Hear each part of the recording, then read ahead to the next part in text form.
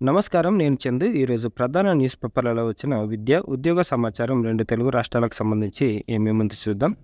Video చివరి వరకు చూడండి. చివరి వరకు చూస్తే మీకు కంప్లీట్ ఇన్ఫర్మేషన్ వస్తది. ఒకవేళ సబ్స్క్రైబ్ చేసుకోకపోతే ఛానల్‌ని సబ్స్క్రైబ్ చేసుకోండి.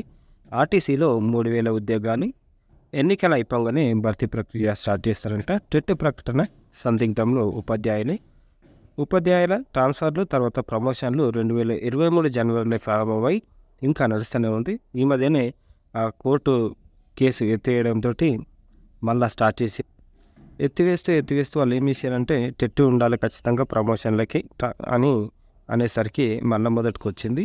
ఈ సందిగ్ధంలో నూతన ప్రభుత్వం టెట్ ప్రకటన వెలువరించినప్పటికీ ఉపాధ్యాయులు టెట్ రాయాలా వద్దా అనే దానిపై మార్గదర్శకాలు ఉపాధ్యాయ వర్గాలు సందిగ్ధంలో పడ్డాయి.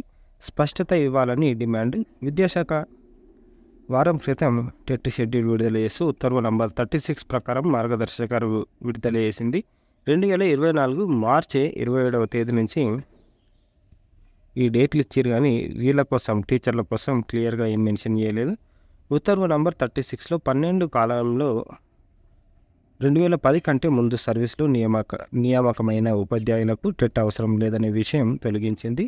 ఉపాధ్యాయులంతా పదోన్నతుల కోసం టెట్ రాయాలని పరోక్షంగా సూచించింది. ఎటువంటి న్యాయపరమైన చిక్కులు రాకుండా ఇచ్చిన ప్రకటనలో ఉపాధ్యాయులు టెట్ రాయడానికి కొన్ని మార్గదర్శకాలు ఇస్తే బాగుండేదని, సాధారణ టెట్ కాకుండా ఉపాధ్యాయులకు ప్రత్యేక టెట్ నిర్వహిస్తే మేలని ఉపాధ్యాయ సంఘాలు కోరుతున్నాయి. ప్రత్యేకంగా టెట్ నిర్వహించాలి అని అంటున్నారు. ఇటీవల ఇచ్చిన టెట్ ప్రకటనలో ప్రభుత్వ ఉపాధ్యాయులు టెట్ రాయాలా వద్దా అనే దానిపై స్పష్టమైన మార్గదర్శకాలు ఇవ్వలేదు. ఎన్సిటిఈ మార్గదర్శకాల ప్రకారం పదోన్నతులకు టెట్ పాస్ అయి ఉండాలి. అందుకోసం ప్రభుత్వ ఉపాధ్యాయులకు ప్రత్యేక టెట్ నిర్వహించాలి అని అంటున్నారు. ఇకపోతే టెట్ ఫీజు తగ్గింపు పాత రుసుమే కంటిన్యూ. తగ్గించే యోచనలో ప్రభుత్వం అధికారులను ఆరా తీసిన సీఎంఓ. నిరుద్యోగుల నిరసనతో సర్కార్ చర్యలు. ఎన్నికల వేళ యువతపై కాంగ్రెస్ ఫోకస్ అని ఇచ్చారు. అయితే పాతకాలంలో 2000 ఒక పేపర్ రాస్తే 3000 2 పేపర్లు రాస్తే ఉంటే ఇప్పుడు అది పెంచి ఎటు కాకుండా అయిపోయింది. ఇక మళ్ళీ ఎలక్షన్లు ఉన్నాయి కాబట్టి మళ్ళీ మొదటికి వస్తుందేమో అనే భయంతో వాళ్ళు తగ్గిస్తున్నారు. టెట్ ఫీజు తగ్గింపు నేడు ప్రకటించే అవకాశం. రేపటి నుంచి దరఖాస్తులు. రేపటి నుంచి టెట్ అప్లికేషన్లు. ఫీజు తగ్గించాలని పెరుగుతున్న విజ్ఞప్తులు. ఆన్లైన్ ఎగ్జామ్ల నేపథ్యంలోనే పెంచామంటున్న ఆఫీసర్. మరి పెంచిర్రు అని అంటే మరి మీకే అర్థం కావాలి. గురుకులాలలో మొన్న ట్రిబ్ కంటే 200 తక్కువగానే తీసుకుంటున్నామని తెలిపారు.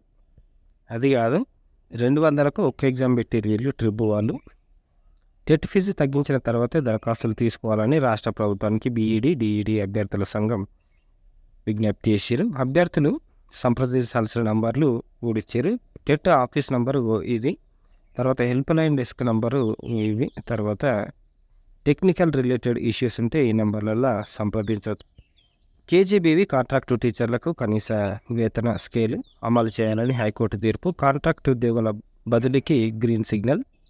ఏపీ నుంచి ఇది. వాళ్ళకు కనీస వేతన స్కేలు, బకాయిలు చెల్లించాలని కూడా ప్రభుత్వాన్ని ఆదేశించింది.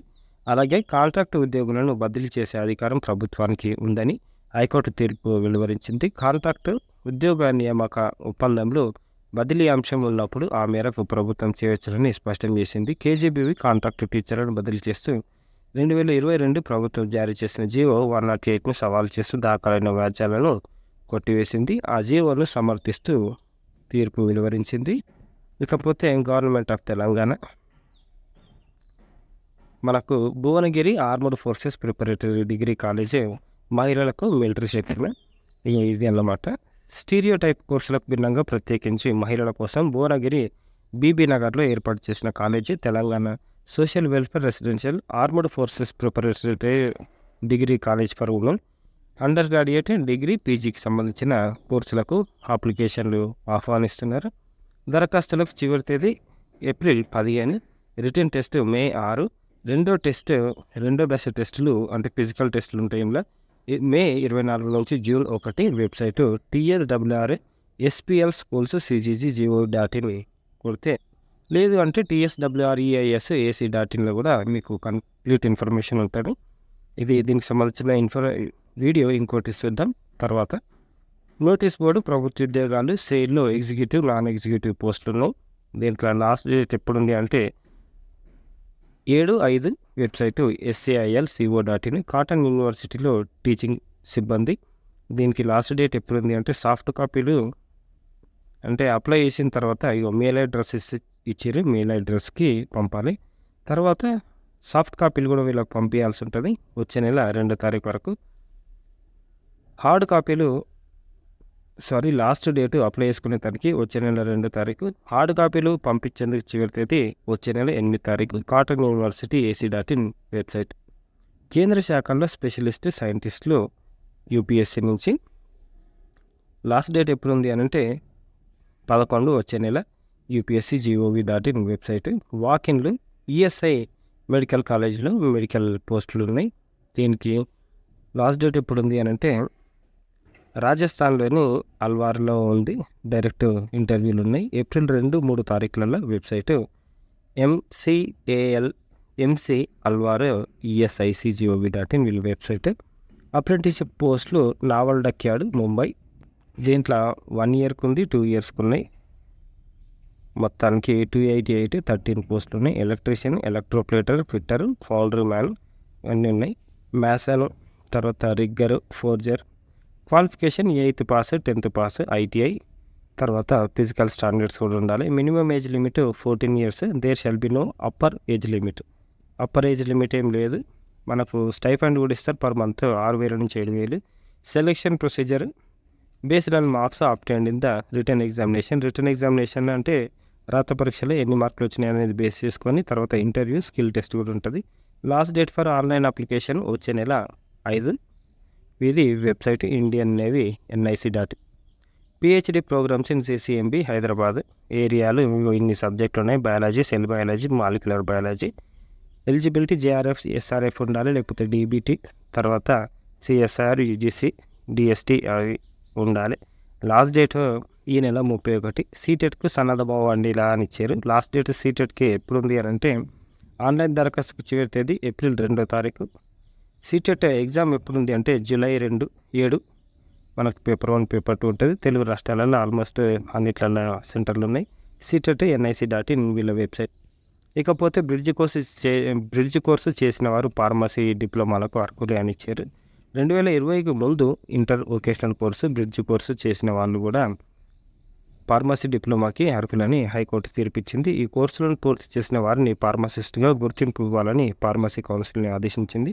కాగా డి ఫార్మసీలో అడ్మిషన్లకు ఇంటర్మీడియట్ బోర్డు జారీ చేసిన medical lab technician bridge course సర్టిఫికెట్లను ఆమోదించరాదని ఫార్మసీ కౌన్సిల్ ఆఫ్ ఇండియా 2011లో నిర్ణయించింది.